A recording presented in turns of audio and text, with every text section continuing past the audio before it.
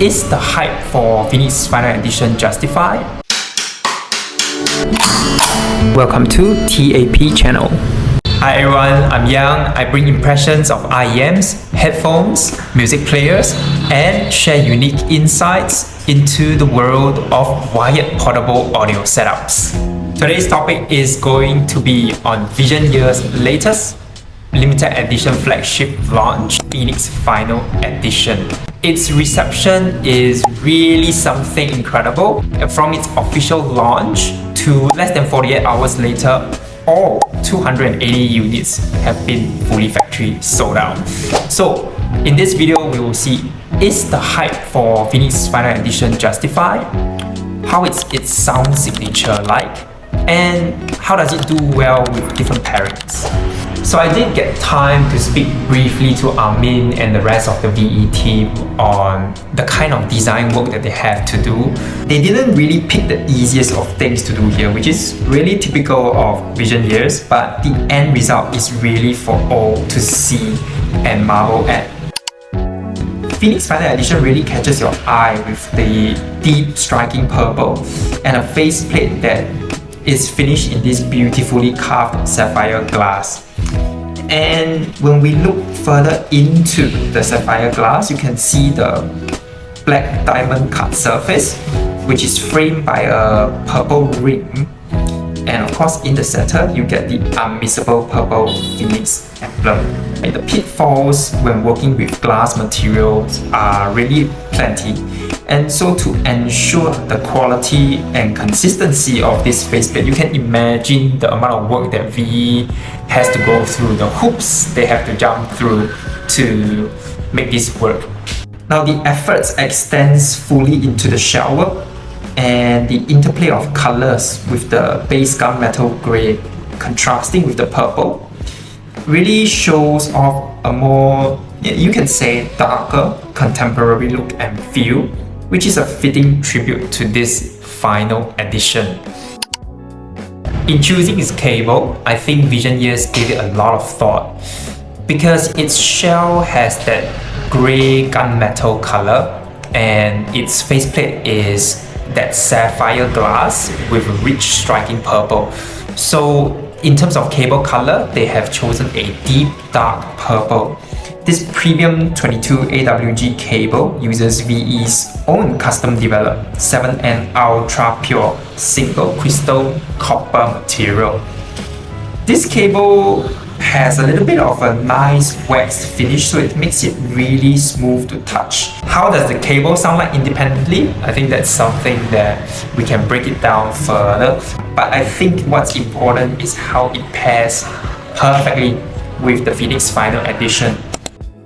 When we look into its detailed sound signature, which is what everyone is waiting for, I think it would make sense to compare it to its previous two editions, which is the Phönix Original and Phönix Limited Edition, before we finally then talk about independent impressions. Now, how does it improve in comparison to the Phönix Original? I think the Final Edition is able to properly represent pitch in the low end far better than the original. And this additional layering all the way down from low mids to bass and to sub bass, that rumble and fullness, this different layering actually shows so much more in the Final Edition than the Phönix Original. And what the Phönix Original excels in is this really nice full mid-range and that high non-fatiguing treble as it goes up. The Phönix Final Edition complements it by bringing space and layering in down to the lower ends. And I think that really is one of the missing pieces of the puzzle with the original Phönix.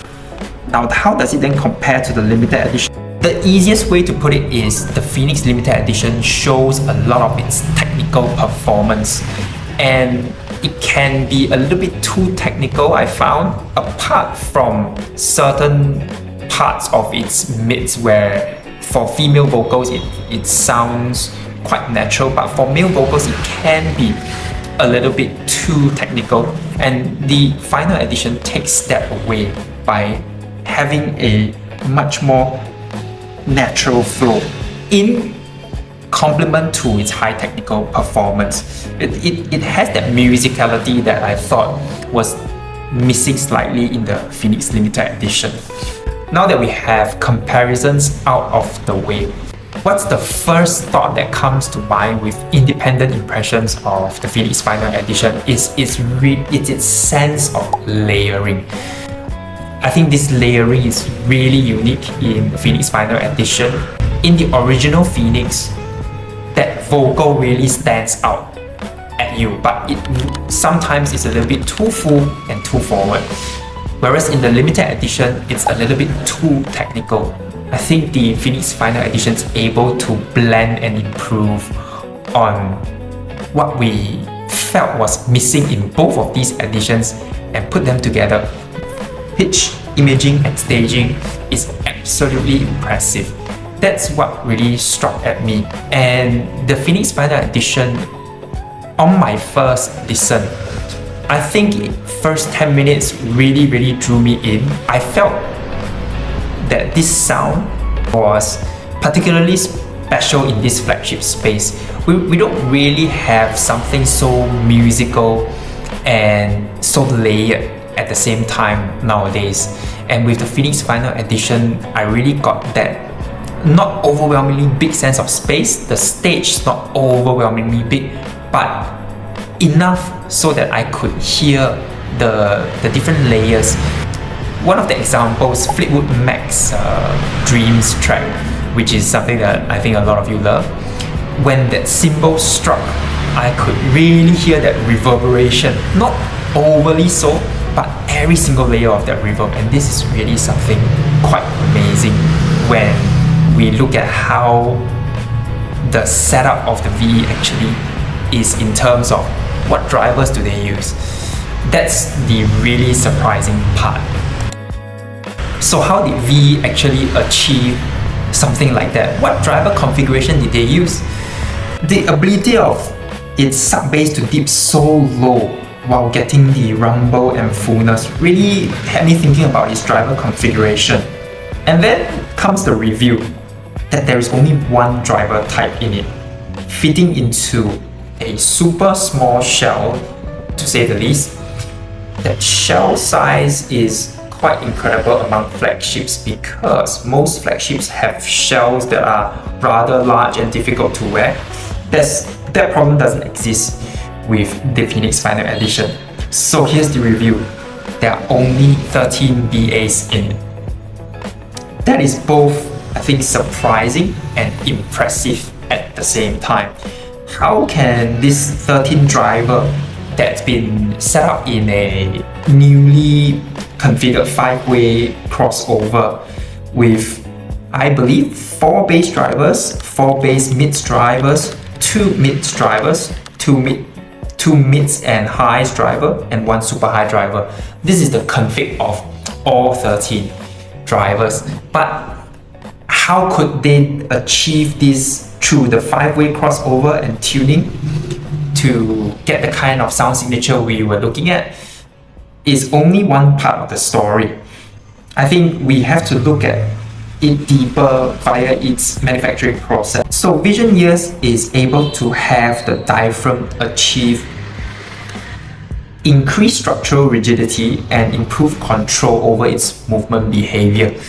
And what is the result of this? The result is actually that the driver could achieve significant improvements in low frequency extensions, as it's able to maintain a flatter and more linear response even below 30 Hz. This is really a range where traditional balanced armatures typically exhibit some form of roll-off. And this enhanced sub-bass authority with that precision and control really forms that stable and well-defined foundation that we hear in the overall sound signature of the Phönix Final Edition. And this is another part of its magic. It's not just having that driver config, having that crossover, but even in the mechanical manufacturing process on how they're able to do it, in large parts, show a little bit of Vision Years expertise in this field. They've been doing it for a long time, and they've been famous for being in the flagship space for a really long time. And I think this edition showcases a lot more about who they are and how quietly confident they are in today's hyper-competitive flagship space. So with the adjustments in sub-bass, something's gotta give, right, on the mids and on the treble, because when you give so much more layering to the bass and sub-bass, something's gonna be compensated. However, with the technological advancements in the way they designed the shell, in the way they did the crossovers, it's not a like-for-like compensation, but what has to give? And I think we've talked about this for a while, in that the mids got taken back just a tad bit, half a step or even less. But I think what it does is it creates such a balanced and complete profile, because the original Phönix had too much mids, so much that it actually overshadowed everything else, whereas now the Phönix Final Edition, you get that bit more space for everything else to show, bringing a fully balanced profile this time round. It's honestly, many of the complaints that I had in the original Phönix has now been resolved, and we've got a lot more. Then, simply put, what is the Phönix Final Edition's signature? I think in a sentence or two, I think it's really it built out a solid foundation in terms of its structural sub-bass, bass representation with its layers, all the way up to that lush mids and that high treble. It's very clean in the contouring, all the way from lows to the absolute highs. Now then the question is this a colored tuning? Yes. Is it very musical? Very much so. But I think with such a special tuning and sound, what we're going to see is the same reaction that the partners of V have is going to happen on the retail side. Consumers are really going to snap it up. If this sound signature is right up their alley, unless they're looking for really reference tuning, then that's something else differently. But if they're looking for something musical and things that really touch their heart and tugs at the emotion, gives them that hair-standing experience, right? I think the Phönix Final Editions will prove to be as quickly to go as how they've been snapped up on the partner level with VE. A lot of people who feel like, oh, you know, sources don't matter, your DAPs don't matter. I'm not in that camp, and we have been doing this for a long time, so I'm not shy to say that we have heard and A/B tested with many different sources, and it does make a difference, especially when the IEM is able to provide so many layers and contours in its sound signature. When you use a source that's unsuitable or unable to allow the Phönix Final Edition the space to showcase or that's able to represent, a lot of it gets missed out. Now, so let's move on into the dongle space. If you have to use a dongle, the one where the Phönix Final Edition can still work with minimally will be the iBasso DC Elite. However, I would like to say that a lot of its layers in the sub-bass might, and maybe even the low mids, will be lost here. It becomes a little bit more compressed. Now on the mid-tier side, in terms of DAPs, I think the DX270 from iBasso also pairs really well with it. The 270's natural and quite neutral style presentation really allows the Phönix Final Edition's characteristics to show very nicely, to present it beautifully without it being overly brought forward to you, as the 270 has quite a neutral laid back tuning, especially on the mids. So the Phönix Final Edition's mids are already slightly forward, so you don't need to have something to bring it even more. Rather giving it that sort of neutral balance helps to complement it really well. On the top end, if money is no object, then the DX340 Max, which I own really pairs well with it. I like how balanced everything becomes. The profile doesn't get overly stretched in any side, in any way. And with the DH340 Max THD plus N of minus 122 dB per milliwatt, what it translates to is that really dark and silent background to allow the Phönix Final Edition's very full and large tuning to be heard without that audible noise floor. So if you reach this part of the video, I think you already know what my verdict for the Phönix Final Edition is. And I think this Phönix Final Edition is probably one for your collection. It is absolutely unique in how it presents its sound signature. It's very musical with that lush tuning that's made the original Phönix famous. But in the final editions, you get that nice balanced profile with a sense of space and even more layers and contours added to its sound signature. So for people who already own flagships, I think this is a beautiful addition to your collection. And for those who are considering their first flagship, unless you really want something very, very neutral, then apart from that sound profile, the Phönix Final Edition is something you should really, really consider as your first flagship tier. Where can you actually purchase the Vision Year's Phönix Final Edition? Well, if you reside in Singapore or Vietnam, then you're in luck. In Vietnam, it's available exclusively at the Audio People. Behind me, this cow, right where we are, is the Audio People. And in Singapore, you can get it with Zeppelin Co. It's probably good for you to make before you decide to audition, and auditions are both available in our store here in Vietnam and in Singapore. But don't take too long to decide because it's all gonna get snapped up for good really quickly. Thank you so much for staying all the way. If you are here, then please subscribe and follow us for much more content. And I will see you again next week. Bye.